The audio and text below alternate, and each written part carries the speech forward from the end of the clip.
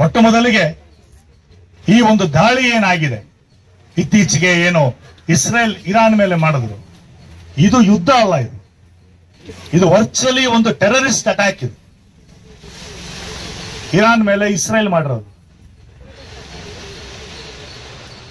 ರಾತ್ರೋರಾತ್ರಿ. ಅದೇ ಯಾವುದೇ ಸುಳಿವಿಲ್ದಿರ, ಏನ್ ಅನ್ಪ್ರವೋಕ್ಡ್ ಆಗಿ ಏನೇ ಒಂದು ಅವ್ರ ಕಡೆಯಿಂದ ಪ್ರಚೋದನೆನೇ ಬಂದಿಲ್ಲ, ಇವರು ಹೋಗಿ ಅವರ ಒಂದು ಮಿಲಿಟರಿ ಇದ್ರ ಮೇಲೆ ದಾಳಿನ ಮಾಡಿ ಅಲ್ಲಿ ವಿಜ್ಞಾನಿಗಳು ಮಿಲಿಟರಿ ಜನರಲ್ಗಳನ್ನ ಸಾಯಿಸಿದ್ದಾರೆ.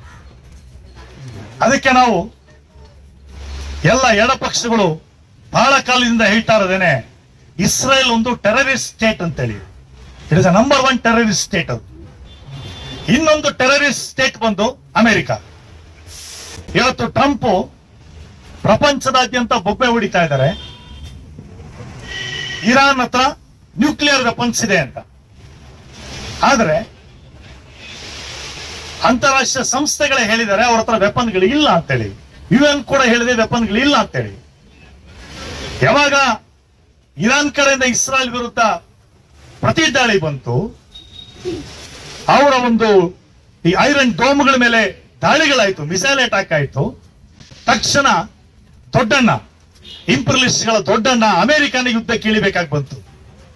ಯುದ್ಧಕ್ಕೆ ಇಳಿದು ಅವ್ರು ಮಾಡಿದ್ದೇನು, ಇರಾನ್ನಲ್ಲಿ 3 ಪ್ರದೇಶಗಳಲ್ಲಿ ಏನು ನ್ಯೂಕ್ಲಿಯರ್ ಇನ್ಸ್ಟಾಲೇಷನ್ಸ್ ಇದೆ ಅವೆಲ್ಲ ಕೂಡ ಎನರ್ಜಿಗೋಸ್ಕರ ಪವರ್ಗೋಸ್ಕರ ಯೂಸ್ ಮಾಡ್ತಿದ್ದಾರೆ. ಆ ಒಂದು ಬಂಕರ್ಗಳ ಮೇಲೆ ದಾಳಿ ಮಾಡಿದ್ದಾರೆ. ಪ್ರಪಂಚದಾದ್ಯಂತ ಜನಗಳು ಇವತ್ತು ಪ್ರಶ್ನೆ ಎತ್ತಾ ಇರೋದು, ನೀವು ನ್ಯೂಕ್ಲಿಯರ್ ಬಾಂಬನ್ನ ಇರಾನ್ ಇಟ್ಕೊಂಡಿದೆ ಅನ್ನೋದು ನಿಮ್ಮ ಕನ್ಸರ್ನ್ ಆದ್ರೆ, ನಿಮ್ಮ ಕಾಳಜಿ ಆದ್ರೆ, ನೀವು ಹೇಗೆ ಇರಾನಿನ ನ್ಯೂಕ್ಲಿಯರ್ ಇನ್ಸ್ಟಾಲೇಷನ್ ಮೇಲೆ ದಾಳಿ ಮಾಡ್ತೀರಾ? ಅಲ್ಲಿ ಏನಾಗತ್ತೆ ಮುಂದೆ? ಅಲ್ಲಿ ನಿಜವಾಗ್ಲೂ ನಿಮಗೆ ನ್ಯೂಕ್ಲಿಯರ್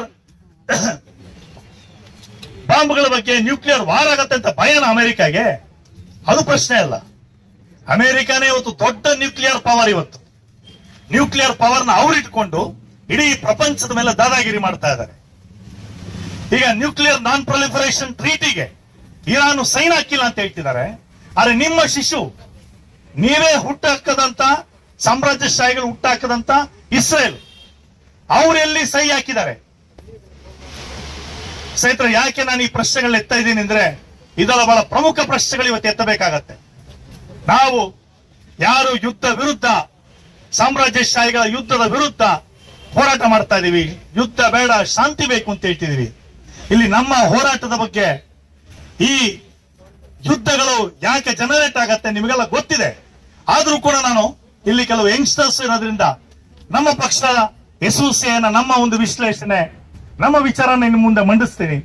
ನನ್ನ ಒಂದು ಕಳಕಳಿಯ ಮನವಿ ಅಂದ್ರೆ, ಇಲ್ಲಿರೋ ಪ್ರತಿಯೊಬ್ಬರು ಕೂಡ ದಯವಿಟ್ಟು ಇದ್ರ ಬಗ್ಗೆ ನೀವು ಅವಲೋಕನೆ ಮಾಡಿ, ಚಿಂತನೆ ಮಾಡಿ ಅಂತ ಒಂದು ರಿಕ್ವೆಸ್ಟ್ ಇಂದ ನಾನು ಒಂದು 2 ನಿಮಿಷ ಈ ವಿಚಾರಗಳನ್ನ ಹೇಳಲಿಕ್ಕೆ ಇಷ್ಟಪಡ್ತೀನಿ.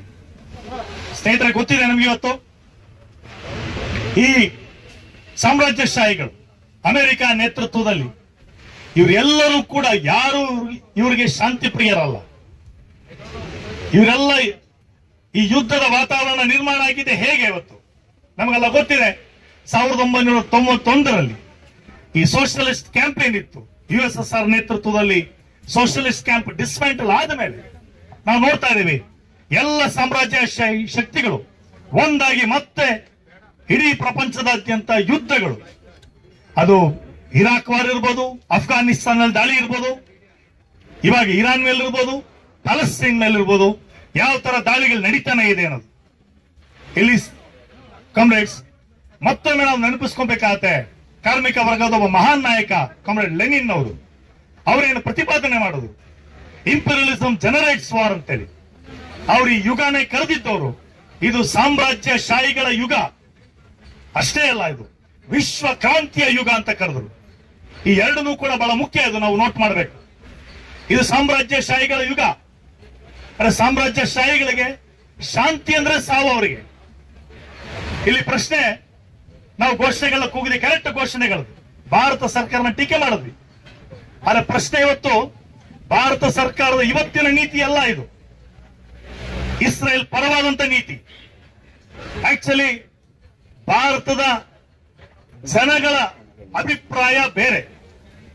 99% ಜನಗಳು, ನಮ್ಮ ಅಭಿಪ್ರಾಯ, ನಾವು ಜನಗಳು ಯಾವತ್ತು ಪ್ಯಾಲೆಸ್ತೈನ್ ಪರ, ಇಸ್ರೇಲ್ ವಿರುದ್ಧ, ಎಲ್ಲ ಸಾಮ್ರಾಜ್ಯಶಾಹಿಗಳ ವಿರುದ್ಧ.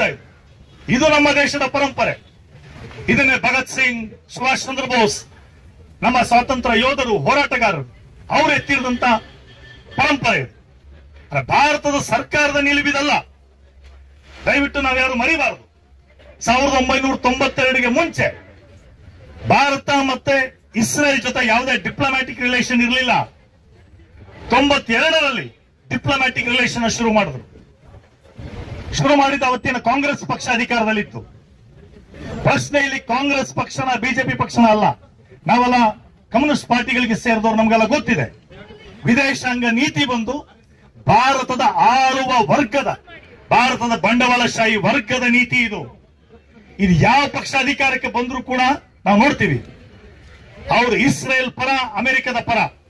ಪರ್ಟಿಕ್ಯುಲರ್ಲಿ ವಾಜಪೇಯಿ ನೇತೃತ್ವದ ಬಿಜೆಪಿ ಸರ್ಕಾರ ಬಂದಾಗ ಯಾವ ತರ ಮೃದು ಧೋರಣೆ, ಇಸ್ರೇಲ್ ಪರವಾಗಿ, ಅಮೆರಿಕದ ಪರವಾಗಿ ಕೆಲಸ ಮಾಡ್ತಾ ಹೋದ್ರು ಅಂತೇಳಿ. ಅದಾದ ನಂತರ ಯುಪಿಎ ಬಂದಾಗ ಏನಾದ್ರು ಬದಲಾಯ್ತಾ? ಬದಲಾಗಿಲ್ಲ. ನಂತರ ಈಗ ಮತ್ತೆ ಬಿಜೆಪಿ ಬಂದಾಗ ಇವರಂತೂ ಇನ್ನಷ್ಟು ಔಟ್ ಅಂಡ್ ಔಟ್. ಇವರು ಪ್ರೋ ಅಮೆರಿಕ, ಪ್ರೋ ಇಸ್ರೇಲ್ ನಿಲುವನ್ನ ಕೇಂದ್ರ ಮೋದಿ ಸರ್ಕಾರ ತಗೊಂಡಿದ್ದಾರೆ ಇವತ್ತು. ಇದು ನಾವು ನೋಡ್ತಾ ಇರೋದು. ಇಲ್ಲಿ ಸ್ನೇಹಿತರೆ, ಯಾಕೆ ಇದನ್ನು ಹೇಳ್ತಿದ್ದೀನಿ ಅಂತ ಹೇಳಿದ್ರೆ, ನಾವಿದನ್ನು ಮರಿಬಾರದು. ಇವತ್ತು ಭಾರತದ ಆಳುವ ವರ್ಗ ಏನಿದೆ, ಭಾರತದ ಬಂಡವಾಳಶಾಹಿಗಳು ಇವತ್ತು ಸಾಮ್ರಾಜ್ಯಶಾಹಿಗಳ ಭಾಗ ಆಗಿದ್ದಾರೆ. ಭಾರತನೇ ಒಂದು ಸಾಮ್ರಾಜ್ಯಶಾಹಿ ದೇಶ, ಇದನ್ನು ಮರಿಬಾರದು ನಾವು. ಭಾರತನೇ ಒಂದು ಸಾಮ್ರಾಜ್ಯಶಾಹಿ ದೇಶ ಇದು ಭಾರತ. ಇವತ್ತು ಸಾಮ್ರಾಜ್ಯಶಾಹಿಗಳ ಜೊತೆಗೆ ಒಬ್ಬ ಜೂನಿಯರ್ ಪಾರ್ಟ್ನರ್ ಆಗಿ ಎಲ್ಲ ಕಡೆ ಕೆಲಸ ಮಾಡ್ತಿದ್ದಾರೆ. ಅದಕ್ಕೇನೆ ಇವತ್ತು ಇವರು ಇರಾನ್ ಮೇಲೆ ದಾಳಿ ಮಾಡಿದಾಗ ಭಾರತದ ಸರ್ಕಾರದ ಮಾತೇನಾಗಿದೆ, ಎಂತ ಮೃದು ಅಂತ ಹೇಳಿದ್ರೆ ಬೆಕ್ಕು ತರನು ಸದ್ದು ಮಾಡಿಲ್ಲ ಇವರು, ಮಾಡಲ್ಲ ಇವರು. ಯಾಕಂದ್ರೆ ಭಾರತದ ಬಂಡವಾಳಶಾಹಿಗಳಿಗೆ, ಅಂಬಾನಿ, ಅದಾನಿ, ಟಾಟಾ, ಬಿರ್ಲಾ, ಈ ಬಂಡವಾಳಶಾಹಿಗಳಿಗೆ ವ್ಯಾಪಾರದ ಇಂಟ್ರೆಸ್ಟ್ ಇದೆ ಇಸ್ರೇಲ್ ಜೊತೆಗೆ. ನಮಗೆಲ್ಲ ಗೊತ್ತಿದೆ, ಇಸ್ರೇಲ್ ಜೊತೆಗೆ ಹಲವಾರು ಡಿಫೆನ್ಸ್ ಡೀಲ್ಗಳಿವೆ, ಅಮೆರಿಕದ ಜೊತೆಗೆ ಡೀಲ್ಗಳಿವೆ. ಇವತ್ತು ಭಾರತನೇ ಒಂದು ಸಾಮ್ರಾಜ್ಯಶಾಹಿ ದೇಶ. ಅದಕ್ಕೆ ಭಾರತ ಸರ್ಕಾರ ಪ್ಯಾಲೆಸ್ತೈನ್ ಪರ ನಿಂತ್ಕೊಳ್ಳುತ್ತೆ, ಇಸ್ರೇಲ್ ವಿರುದ್ಧ ನಿಂತ್ಕೊಳ್ಳುತ್ತೆ ಅಂದ್ರೆ ಅದು ಭ್ರಮೆ ಆಗ್ತದೆ. ನಿಲ್ಲಲ್ಲ ಅವರು. ಹಾಗೆ ಸ್ನೇಹಿತರೆ, ಹಾಗೆ ಏನಿವತ್ತು ಏನು ಭರವಸೆ ಏನಾಗಿದೆ? ಏನು ಆಗಲ್ವಾ? ಖಂಡಿತ ಇಲ್ಲ. ಅಮೆರಿಕದಲ್ಲಿ ಕೂಡ ಅಮೆರಿಕದ ಬಹುಸಂಖ್ಯಾತ ಜನರಿಗೆ ಯುದ್ಧ ವಿರೋಧಿಯವರು. ಈಗ ಟ್ರಂಪ್ ಯಾಕೆ ಇರಾನ್ ಮೇಲೆ ದಾಳಿನ ಮಾಡಿ 3-4 ದಿನದಲ್ಲೇ ಗಪ್ಚಿಪ್ ಅಂತ ಮನೆಗೆ ವಾಪಸ್ ಹೋದ್ರು? ಯಾಕೆ?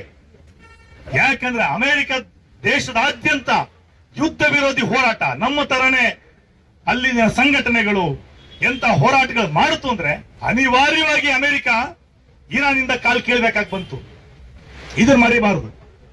ಅದಕ್ಕೆ ಇವತ್ತು ನನಗನ್ಸೋದು, ಇವತ್ತು ಯುದ್ಧ ವಿರೋಧಿ ನಮ್ಮ ಹೋರಾಟ ಅಂದ್ರೆ ಇದು ಶಾಂತಿ ಮಂತ್ರ ಜಪಿಸ್ತಾ ನಾವು ಉಪವಾಸ ಸತ್ಯಾಗ್ರಹ ಕೂತ್ರ ಆಗೋದಿಲ್ಲ.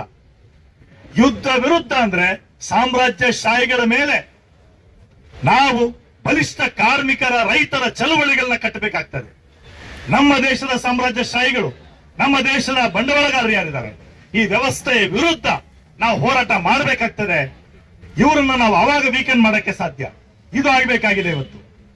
ಇವತ್ತು ಎಲ್ಲ ಶಾಂತಿಪ್ರಿಯ ಜನತೆ ಭಾರತದ, ಮತ್ತೆ ಹೇಳ್ತೀನಿ ನಾನು, 99% ಜನ ನಾವು ಸಾಮ್ರಾಜ್ಯಶಾಹಿ ವಿರೋಧಿಗಳು. ನಮಗೆ ಯುದ್ಧ ಬೇಡ. ನಾವೆಲ್ಲ ಕಾರ್ಮಿಕರು, ಕಾರ್ಮಿಕ ವರ್ಗಕ್ಕೆ ಸೇರಿದವರು, ರೈತ ಕುಟುಂಬಕ್ಕೆ ಸೇರಿದವರು, ಸಾಮಾನ್ಯ ಜನಗಳು. ನಾವು ಒಂದಾಗಿ ಇವತ್ತು ನಮ್ಮ ಸರ್ಕಾರದ ಮೇಲೆ ಶಾಂತಿನ ಹೇರಬೇಕಾಗತ್ತೆ. ಅಷ್ಟೇ ಅಲ್ಲ, ಸಾಮ್ರಾಜ್ಯಶಾಹಿಗಳ ವಿರುದ್ಧ ಕೂಡ ಶಾಂತಿನ ಹೇರಬೇಕಾಗ್ತದೆ. ಇಂಥ ಒಂದು ಬಲಿಷ್ಠ ಸಾಮ್ರಾಜ್ಯಶಾಹಿ ವಿರೋಧಿ ಒಂದು ಆಂದೋಲನ, ಒಂದು ಹೋರಾಟ ಬೆಳಿಬೇಕು. ಇದೊಂದು ಮಿಲಿಟೆಂಟ್ ಮೂವ್ಮೆಂಟ್ ಆಗ್ಬೇಕು, ಬಹಳ ಮಿಲಿಟೆಂಟ್ ಚಳವಳಿ ಆಗ್ಬೇಕು. ನಮ್ದು ಎಲ್ಲ ಯುದ್ಧ ವಿರೋಧಿ ಶಕ್ತಿಗಳನ್ನ ಒಂದುಗೂಡಿಸಬೇಕು. ನನಗನ್ಸೋದು ನಮ್ಮ ಈ ಒಂದು ಒಟ್ಟಿಗೆ ಸೇರಿ ನಾವೇನು ಹೋರಾಟ ಮಾಡ್ತಿದೀವಿ ಎಡಪಕ್ಷಗಳು, ಇದು ಒಂದು ಪ್ರಾರಂಭ ಆಗಬೇಕು. ಮುಂದಿನ ದಿನಗಳಲ್ಲಿ ನಮ್ಮ ಐಕ್ಯತೆ ಇನ್ನಷ್ಟು ಬಲಿಷ್ಠ ಆಗಬೇಕು, ಒಂದಾಗಬೇಕು. ನಾವು ಬಲಿಷ್ಠ ಹೋರಾಟಗಳನ್ನ ಕಟ್ಟಬೇಕು. ಸಾಮ್ರಾಜ್ಯಶಾಹಿಗಳ ಎಲ್ಲ ಪಿತೂರಿಗಳು, ಯುದ್ಧ ನೀತಿಗಳ ವಿರುದ್ಧ ಒಂದಾಗಬೇಕಾಗ್ತದೆ. ಅದರಿಂದ ಕಾಮ್ರೇಡ್ಸ್, ಈ ಒಂದು ವಿಚಾರ ನಾನು ನಿಮ್ಮ ಮುಂದೆ ನಮ್ಮ ಪಕ್ಷ SOCI ಕಮ್ಯುನಿಸ್ಟ್ ಪರವಾಗಿ ನಾನು ಮಂಡಿಸಿದೆ. ದಯವಿಟ್ಟು ನೀವೆಲ್ಲ ಯೋಚನೆ ಮಾಡಿ. ಮುಂದಿನ ದಿನಗಳಲ್ಲಿ ನಮ್ಮ ಈ ಹೋರಾಟ ಇನ್ನಷ್ಟು ತೀವ್ರ ಆಗ್ಬೇಕಾಗ್ತದೆ. ಯಾಕೆ ನಿಮ್ಗೆಲ್ಲ ಗೊತ್ತಿದೆ, ಇವತ್ತಿನ ಸಾಮ್ರಾಜ್ಯಶಾಹಿಗಳು ಯಾವ ಒಂದು ಬಿಕ್ಕಟ್ಟಲ್ಲಿದ್ದಾರೆ ಅಂದ್ರೆ, ಇಂಥ ಯುದ್ಧಗಳು, ಅನೇಕ ಯುದ್ಧಗಳು ಬರ್ತವೆ, ಎಲ್ಲೂ ಶಾಂತಿ ಬೇಕಿಲ್ಲ ಅವ್ರಿಗೆ. ನಾವು ಎಲ್ಲ ಕಾರ್ಮಿಕ ವರ್ಗ, ಕಾರ್ಲ್ ಮಾರ್ಕ್ಸ್ ಅವರು ಹೇಳಿದ್ರು, ಮಾರ್ಕ್ಸ್ ಎಂಗಲ್ಸ್ ಹೇಳಿದ್ದೇನೆ, ವಿಶ್ವದ ಕಾರ್ಮಿಕರ ಒಂದಾಗಿ ಅಂತೇಳಿ. ಕಾರ್ಮಿಕರಿಗೆ ಯಾವುದೇ ಜಾತಿಯ ಈ ಧರ್ಮ ಬಿಡಿ, ನಮಗೆ ಗಡಿಗಳು ಇಲ್ಲ. ಇಡೀ ವಿಶ್ವದ ಕಾರ್ಮಿಕರು ನಾವೊಂದು. ಭಾರತದ ಕಾರ್ಮಿಕರು, ಅಮೆರಿಕದ ಕಾರ್ಮಿಕರು, ಇಂಗ್ಲೆಂಡಿನ ಕಾರ್ಮಿಕರು, ಫ್ರಾನ್ಸ್ನ ಕಾರ್ಮಿಕರು, ಪಾಕಿಸ್ತಾನದ ಕಾರ್ಮಿಕರು, ಬಾಂಗ್ಲಾದೇಶದ ಕಾರ್ಮಿಕರು, ನಾವೆಲ್ಲ ಒಂದು. ಎಲ್ಲ ಕಾರ್ಮಿಕರು ಒಂದಾಗಬೇಕಾಗತ್ತೆ. ಸಾಮ್ರಾಜ್ಯವಾದದ ವಿರುದ್ಧ ಅಂದ್ರೆ ನಮ್ಮ ದೇಶದ ಬಂಡವಾಳಶಾಹಿ ವ್ಯವಸ್ಥೆ ವಿರುದ್ಧ ನಾವು ಹೋರಾಟಗಳನ್ನ ಕಟ್ಟಬೇಕಾಗ್ತದೆ. ಆಗ ಮಾತ್ರ ಯುದ್ಧಕ್ಕೆ ನಾವು ಕೊನೆ ಹಾಕೋದಿಕ್ಕೆ ಸಾಧ್ಯ. ಇಷ್ಟನ್ನ ಹೇಳ್ತಾ ನನ್ನ ಮಾತುಗಳನ್ನ ಮುಗಿಸ್ತೀನಿ. ಇನ್ಕುಲಾಬ್ ಜಿಂದಾಬಾದ್. ಸಾಮ್ರಾಜ್ಯವಾದ ಅಳಿಯಲಿ, ಸಮಾಜವಾದಿ ಕ್ರಾಂತಿ ಯಶಸ್ವಿಯಾಗಲಿ.